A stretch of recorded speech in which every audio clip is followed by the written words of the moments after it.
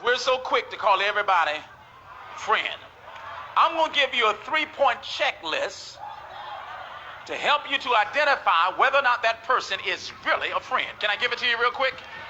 Because a true friend, here it is, number one, here's the first point. A true friend, here it is, will enter into your experience.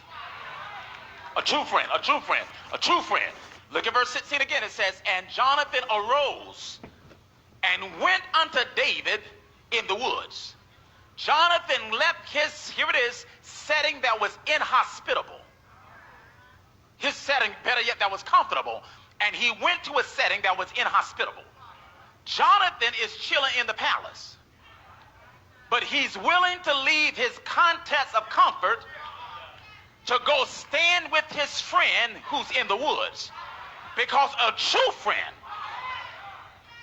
is not a friend, here it is, who stands in a long distance relationship in the sense that while I'm in the woods, they're talking about I'm praying for you.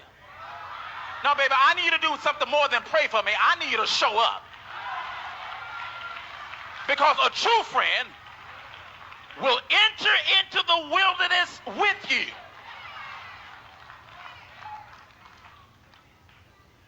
I used to have a deacon at the church at Elizabeth, and he meant well. And he would oftentimes make this statement. He said, Brother Pastor, I'm with you as long as you're right. But Pastor, as long as you're right, I'm with you. I said, now, Deke, I mean no harm. But quite candidly, I really don't need you when I'm right. I mean, when I'm right, I'm good all by myself. I wonder, can you stand with me when my stuff get a little shaky? I want to know, can you stand with me? Here it is, when things get a little rocky. I'm not asking you to condone anything that I do, but don't condemn it. Can you show up? Because you got a policy that Jesus does not even have. Even while we were yet sinners, he showed up. Anybody here can testify? He doesn't walk away from us when we are going through our difficulties. True friend will enter into your experience if by chance, you have a friend in your life that when they're going through, they expect you to stop everything you're doing, drop everything you have, and show up. But then when you're going through, you can't find them. If by chance you have anyone like that in your life, I'm not recommending that you cut them, but I would highly suggest that you put a check mark by their name. Don't cut them just yet, but put a check mark. Because a true friend, I'm talking about a true friend now, will enter into your experience. Here's the second principle. Here it is, a true friend. Number two, here it is. When they show up, they will encourage you to endure. They would encourage you to endure. That's right there in verse number 16. And Jonathan, when he arose and went to David in the wilderness, the text says, and he encouraged him. He strengthened his hands in God. Because here's the problem. Some people can show up, but when they show up, they bring their own disposition. By chance, have you ever had that experience in your life? You know, a friend will show up and you felt worse with their presence? I mean, for real, it's like, go home, go somewhere.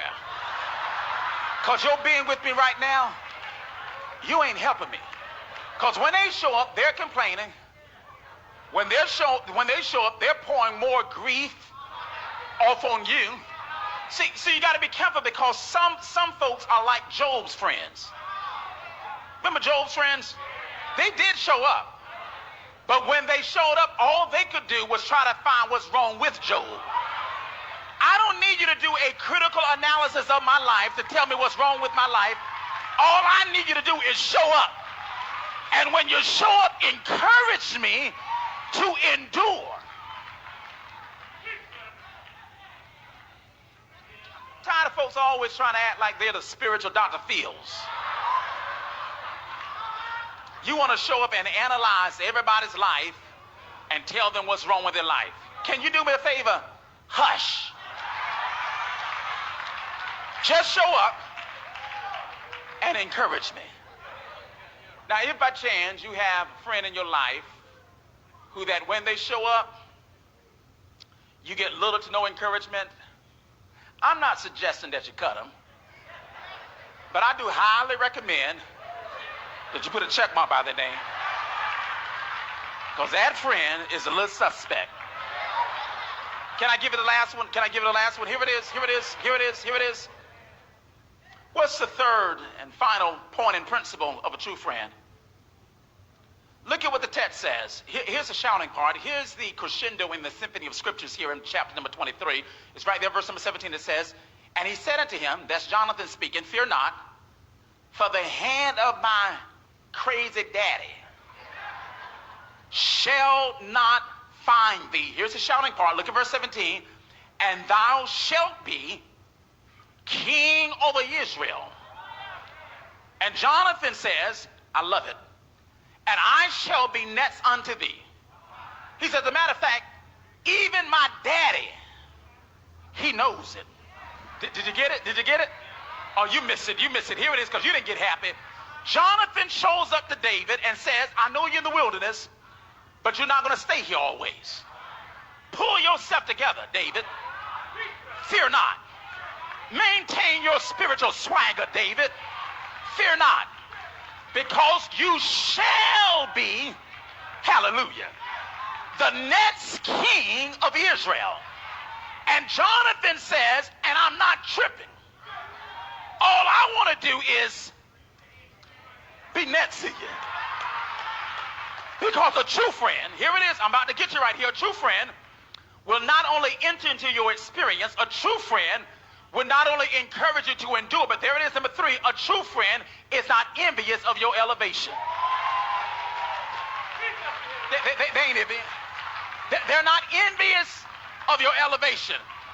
See, really, Jonathan has every right to be tripping, because based upon kingdom protocol and based upon how a kingdom is supposed to operate, by the principle of natural succession, Jonathan was supposed to be the next king. Saul is Jonathan's daddy. But Jonathan says, I know that God has already bypassed me and has already anointed you to be the next king. And Jonathan said, I ain't even tripping about it. A matter of fact, as long as I can get a chair right next to you and see, Lord, deliver me from